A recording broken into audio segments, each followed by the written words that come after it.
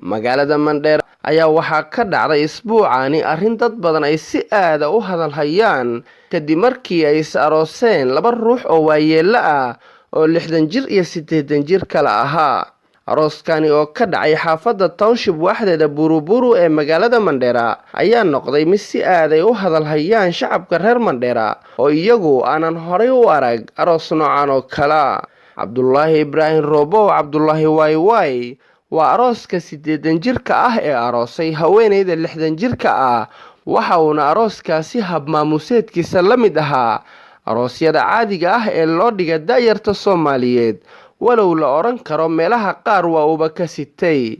Cabdullaahi Wayway oo aan maanta hoygiisa ku booqday ayaa waxaan wax ka weydiiyay shucuurtiisa ku aadan arrintaani. بسم الله الرحمن الرحيم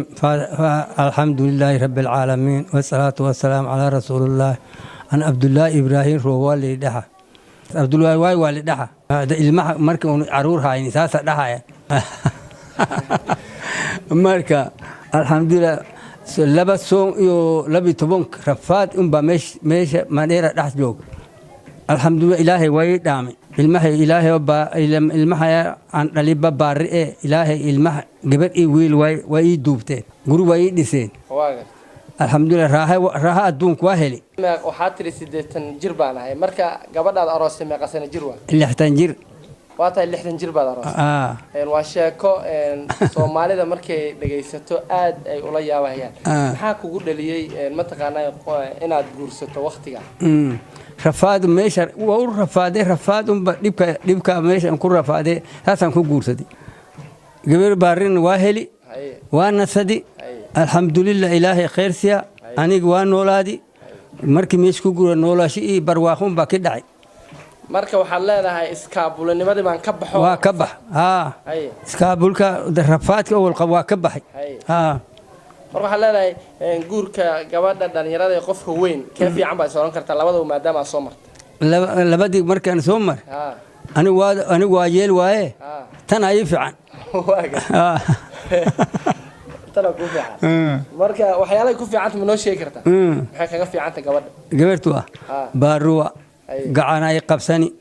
inta mareerti biyo kalula ay keeni salaadi way kixini salaadi markaan tukid baade kitaabka ay soo akhrisana intii aan kitaab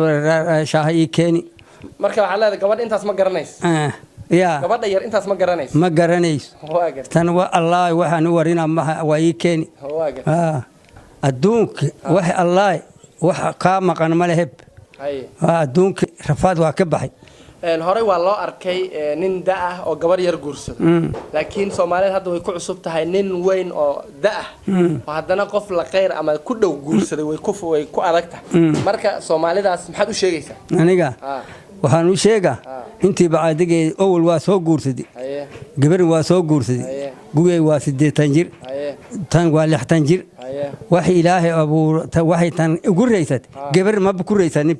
intaasi kadib waxaan makrofoonka la dhax qaaday bulshada magaalada Mandheera oo iyagu arrintaani la yaab ku noqotay walow haweenka arrintaani ay si aad ah u soo dhaweeyeen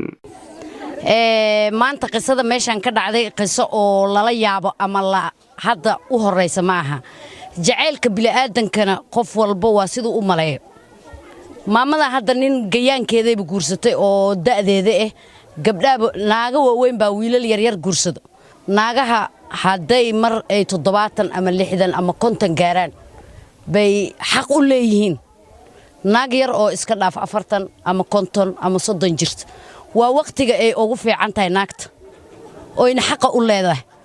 laakiin naagaha naga reer Mandheera waxa xuquuqdooda meel walba waa looga ciyaaray waxaan dhihi lahay aniga qaas ahaan xuquuqdiina ha iskaga ciyaarina xaqiinana ha iska burburinina jaceylkana waa shay jiro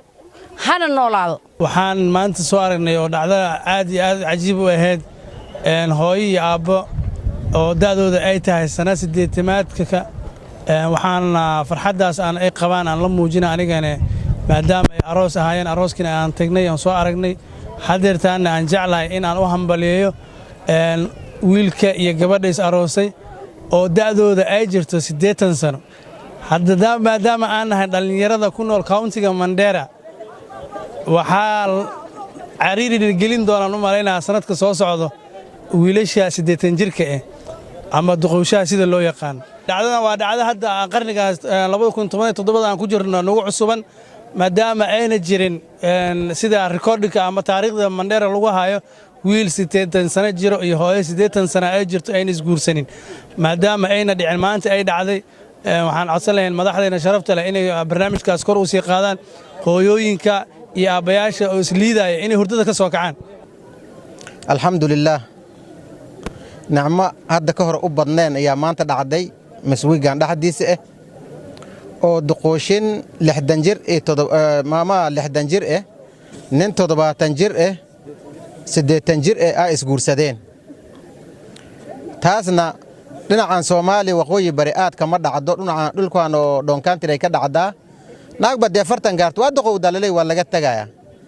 laakiin runtii waa dhiirigelintii iyo tusaale fiican inay sidii dadka isku raacaan oo isku guursadaan maadaama isku aqli yihiin isku tala yihiin isku fikirayeen oo cabsini jirin amaan badane aroskii waa ahaade amaan badane aroskii waa ahaade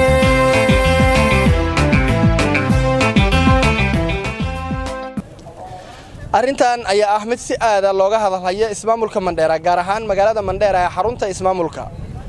waxayna shacabka reer Mandera siyaabo kala duwan jawaabo uga bixinayaan dhacdadan waana markii ugu horeysay oo dhacdo noocan oo kale ay ka dhacdo ismaamulka Mandera inta taariikhda lagu hayo